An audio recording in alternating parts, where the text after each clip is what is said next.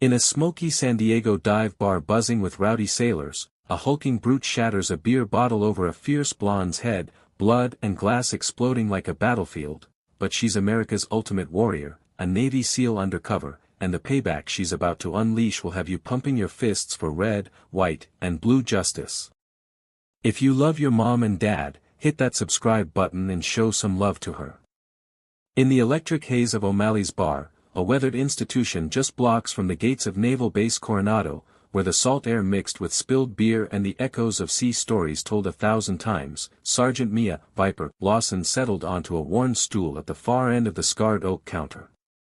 It was a warm Friday evening in the summer of 2024, and the place thrummed with life. Off-duty sailors in faded brown shirts and camo pants, Marines trading exaggerated tales, a jukebox pumping classic rock anthems that drowned out the occasional clink of pool balls from the back room. Neon signs for Budweiser and Jack Daniels cast red and blue glows across sweat-slicked faces, while ceiling fans stirred the thick smoke that still lingered despite California's indoor bans.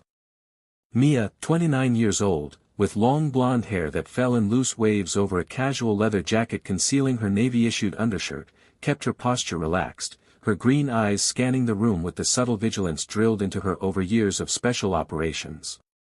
She had just returned stateside after a 6-month rotation in the volatile Badlands of Syria, part of a classified joint task force hunting high-value ISIS remnants. Her body carried the invisible ledger of BUD/S, the freezing nights in Coronado's surf zone, the 200-pound logs balanced on exhausted shoulders, the dive phase where lungs burned during underwater knot tying, and the land warfare phase where she'd outshot half her male classmates on the range. As one of the pioneering women to earn the coveted gold trident, Mia had become both legend and lightning rod, admired by many, resented by some who clung to old beliefs about who belonged in the teams. Tonight, she wanted nothing more than anonymity, a cold whiskey to quiet the echoes of gunfire still ringing in her mind, and maybe a quiet conversation with the bartender, a retired chief who'd seen it all. But peace was fleeting. At a nearby table, a group of loud contractors, private security types who worked the circuit from Iraq to Afghanistan, grew rowdier with each round. Their leader, Jake Harlan, a broad-shouldered ex-Marine in his mid-30s with a shaved head, thick beard, and sleeves of faded tattoos commemorating units and battles, had been throwing sidelong glances her way for the last hour. Jake had washed out of the Corps under a cloud, rumors of insubordination and harassment that followed him into civilian life. He carried a festering bitterness toward the new Navy, especially women who'd integrated into roles he believed should remain exclusive. Egged on by his crew, he finally sauntered over, his gait unsteady from alcohol but his intent clear. "Hey, sweetheart," he slurred, leaning too close, breath heavy with beer. "You're in my spot." Mia didn't look up immediately, giving him one chance to back off. "Plenty of stools, buddy. Find another." The dismissal stung his pride in front of his friends. He grabbed her shoulder hard. "I said move." Lightning fast, Mia twisted out of his grip, her voice low and controlled. "Touch me again, and you'll regret it." The bar tensed, conversations dipped. Jake's face darkened, ego overriding sense. He snatched an empty longneck from the bar and swung it in a vicious arc, smashing it against the side of her head. The bottle exploded in a shower of glass and foam, shards embedding in her hair, a gash opening above her ear as blood began to trickle down her temple and neck. Patrons gasped, a few stood, unsure whether to intervene. But Mia didn't collapse. Pain was an old instructor, she'd endured worse in SEAL school, where mock captors had used far crueler methods to break resistance. Slowly, deliberately, she rose from the stool, blood staining her blonde strands crimson, and turned to face him. The room fell deathly quiet.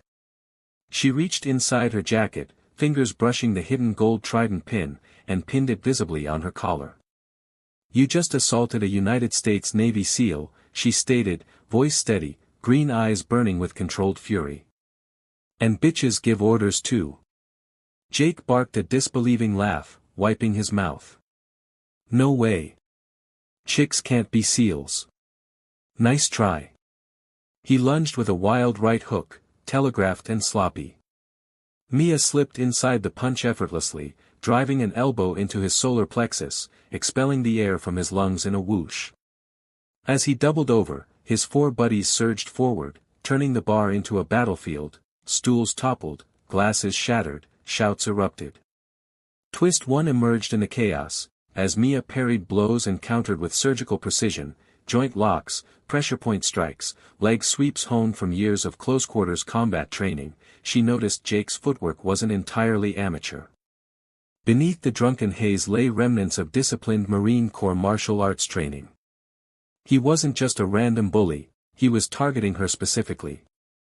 Between disarming one contractor with a twisted bar towel and flipping another over a table, she pinned Jake momentarily against the counter.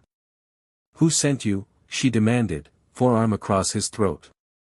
Gasping, he spat defiance, but fear flickered in his eyes. The sailors in brown shirts, recognizing the Trident and realizing they were witnessing a living legend, began to shift allegiance. Some formed a loose circle, preventing Jake's crew from ganging up unfairly. Others cheered her on with growing enthusiasm.